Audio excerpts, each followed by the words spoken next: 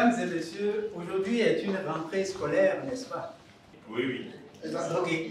Si c'est notre rentrée scolaire, c'est que vous convenez avec moi qu'à chaque rentrée scolaire, il y a des élèves, il y a des apprenants, il y a des étudiants qui font leur premier pas. Ce soir, nous aurons certains apprenants, certains enseignants, que dis-je, certains étudiants, certains leaders qui feront leur premier pas dans la riche et palpitante aventure qu'est Toastmasters. Et le premier pas, chez nous, c'est le prix de glace.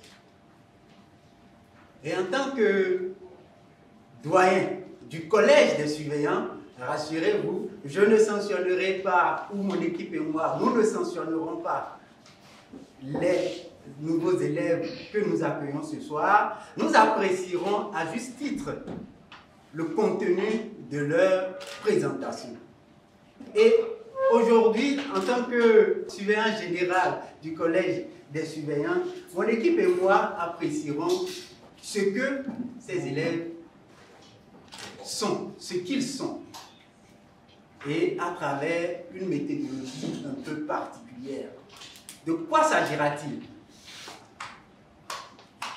Un des membres du collège des surveillants appréciera de façon globale la logique de leur présentation. Il appréciera également le raisonnement.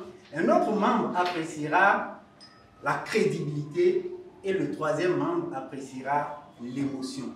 Donc, dans chacune des présentations, un membre de mon équipe donnera son évaluation et leur dira ce qu'ils ont fait de bien, ce qu'ils peuvent améliorer.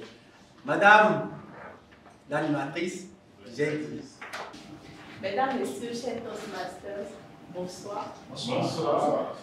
Je dois vous avouer que présumer de ces carnets de vie devant un nombre supposé 2 fois plus grand d'auditeur est un exercice assez complexe.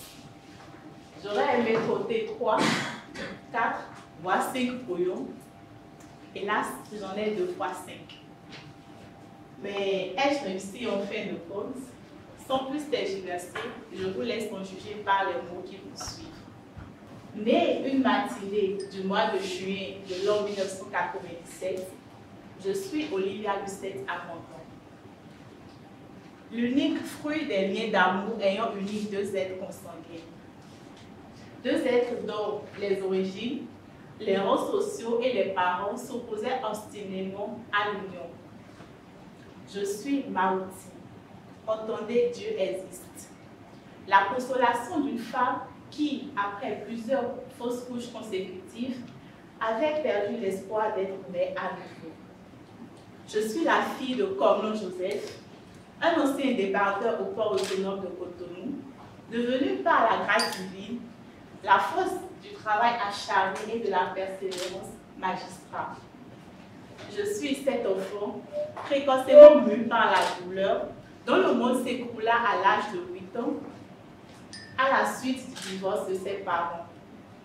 Une enfant qui n'eut que la douleur, le mutisme et la solitude pour exutoire face à la séparation de 2 êtres qu'elle aimait profondément. Loin de moi l'idée de vous plonger dans les méandres de paix ayant jalonné ma vie. Permettez-moi donc de vous conter la merveilleuse enfance qui fut la mienne. Très tôt, dès les étapes postaux de mon développement psychomoteur, j'ai tout de suite été charmée par ces différences qui distinguaient un homme des autres de mon environnement immédiat. Cet homme, contrairement aux adultes volubiles qui m'entouraient, était peu bruyant, taciturne et d'un calme déconcertant. Cet homme, bien que rentrant tardivement tous les soirs, après ces longues journées de travail, trouvait néanmoins le temps de laver son engin tous les soirs et d'aider son épouse à la cuisine. Et quand venait l'heure pour le commun des mortels de se reposer de leurs heures journalières, ce maniaque de la propriété, lui, retournait à ses volumineux livres. Cet homme, insidieusement et inconsciemment, par son mode de vie, m'inculquait les valeurs du travail acharné et de la propreté intemporelle. C'est cet homme qui m'enseigna qu'aucune raison n'est suffisamment valable pour faire l'école missionnaire, ni les maladies bénignes, encore moins les intempéries du climat. M'enseignant de la sorte le sens de la responsabilité. Mesdames, Messieurs, cet homme n'était pas uniquement mon père. Il était aussi l'époux dévoué et attentionné d'une femme d'un fort tempérament, d'une intransigeance sans pareille qui contrastait avec sa douceur, sa tendresse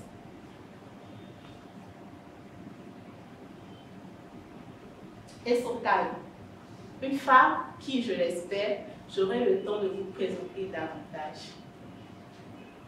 Bien qu'il ne s'agisse pas du bris de glace de mes parents ce soir, je jugeais opportun quand même de vous conter l'origine, sinon la genèse, de ces valeurs qui aujourd'hui constituent les principaux matériaux de ma personnalité. J'aurais voulu renchérir en vous contant les amours et les rêves qui ont bercé mon adolescence, les espoirs déçus qui ont précipité ma maturité, vous emmenant à où je suis actuellement.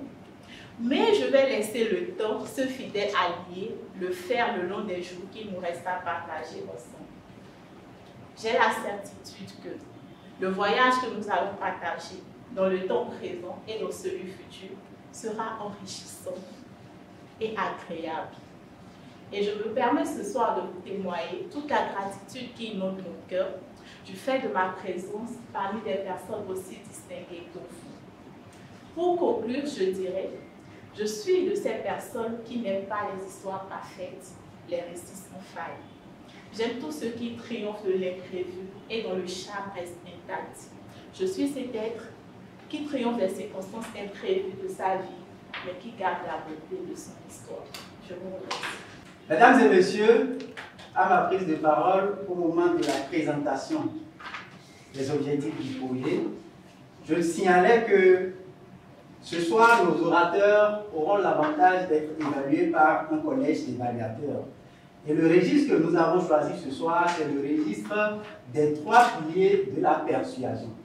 Et donc, un évaluateur, en l'occurrence, l'immédiat vice-président Michael Naoum, à qui je demande de bien vouloir se lever, appréciera ce que c'est que l'éthos. Appréciera l'éthos à travers ce qu'il a suivi des différentes présentations.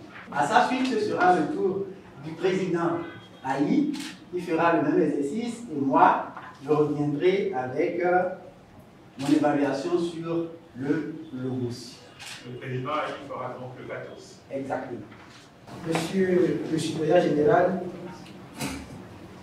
Monsieur le secrétaire général, l'éthos, c'est l'image que l'orateur présente de lui-même lorsqu'il se trouve face à un auditoire, un message à délivrer. Madame Olivia Abondon, j'ai noté une bonne présentation, ce qui découle d'une préparation vraiment minutieuse de votre part, puisque j'ai pu noter que vous avez pu vous départir de vos notes tout au long de la présentation. J'ai pu bénéficier également de votre regard à travers lequel j'ai pu noter de l'aisance, de l'assurance. Ce que je vais vous suggérer, puisque je n'ai pas vu l'utilité des notes que vous avez pu garder en main, vous en séparer totalement aurait permis vraiment à l'auditoire d'apprécier de plus ample possible votre gestuelle et de vous suivre à travers toute la présentation. J'ai aussi pu noter par moment des silences. Je vais simplement vous inviter pour les soirs à venir afin de donner beaucoup plus d'emphase, d'ampleur à votre assurance, de répéter autant que possible le discours afin de l'apprivoiser comme cela se doit. D'abord, vous évaluez le pathos des discours des différents orateurs. Le pathos, c'est l'emprise que vous avez eue sur nous. C'est le contact, c'est l'émotion que vous nous avez communiquée en disant vos discours et en étant au travail.